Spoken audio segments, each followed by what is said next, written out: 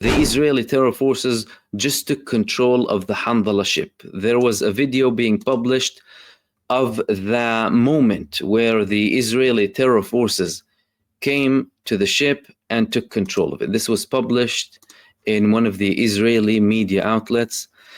As you can see in this video, the Israeli forces are coming in this area over here, 2 ships according to the crew. The crew previously stated that they were hearing and seeing some of the ships coming over. They prepared themselves. They had the sirens being activated on the ship, and then later on the Israeli terror forces came in and started to get closer to that ship. As we can see, these are the first initial moments of the Israeli forces coming aboard on that ship.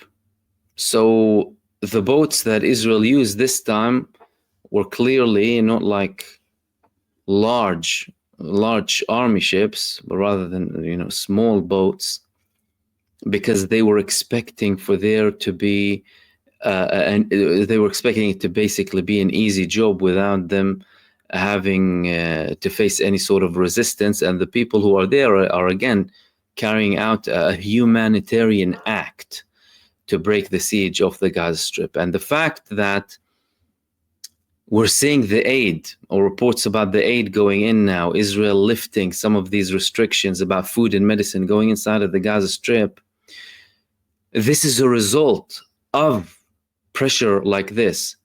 This is the second boat now going to Gaza during this genocide, and more people were talking about the prospect of more larger quantities going and trying to reach the Gaza Strip. They had also more of their Israeli terrorists coming aboard. After you can see here, some of them going in as well. They also made sure that they document everything. One of them was a cameraman, not to give anyone any sort of excuses or anything. Videoing and recording everything. This guy over here. Now, it will most likely be a similar scenario like they had with the previous crew. Well, they will potentially ask them to sign a few documents for them to be released. However, even if they don't wish to sign them, Israel will most likely eventually release them just to avoid more mess and more pressure and more scrutiny. They don't need that. Their image is in the pits. Their situation isn't great, and they know that very well. As a matter of fact, the previous Israeli Prime Minister, Ehud Barak, he's saying now that the Zionist vision is totally collapsing. He had an article in the Israeli Haaretz saying this is an emergency call. The Zionist vision is collapsing.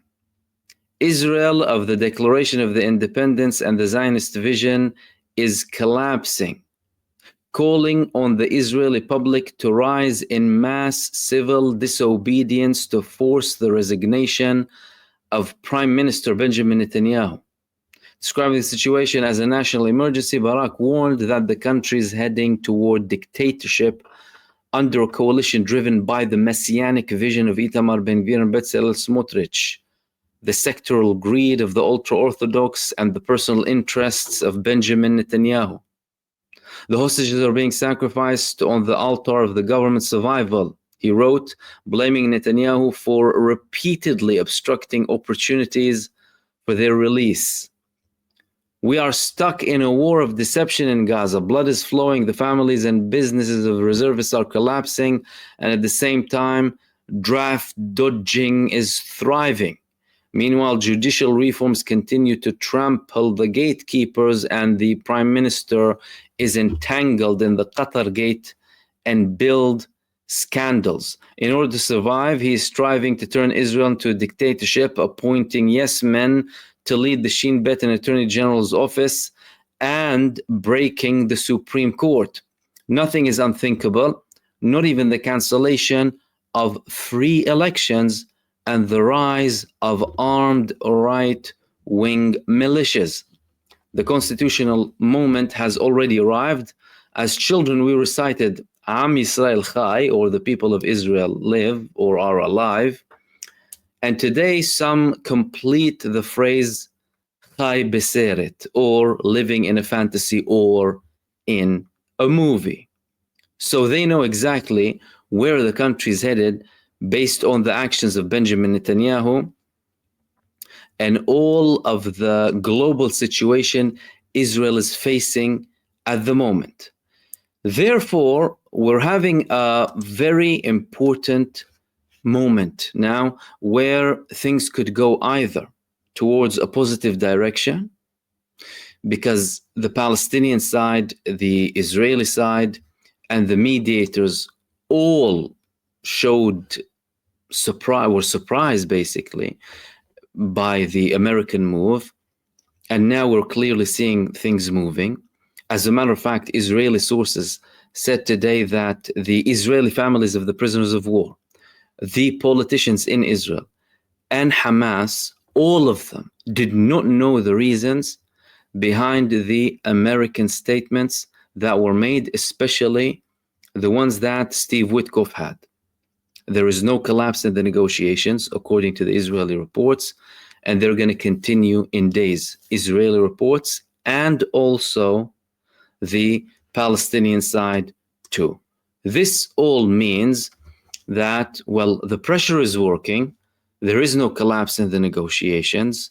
The statements that came from the United States could have been a form of pressure to be applied on Israel by stating it's against the Palestinian side, which is normal, by the way, for them to do that, to try and reach a deal. By the movements that happened today and by the reports that are coming out today about this humanitarian ceasefire, about this aid being allowed to go in through non-GHF organizations, all of that is showing that there are things on the ground. Of course, the next few days will prove exactly where things are headed to.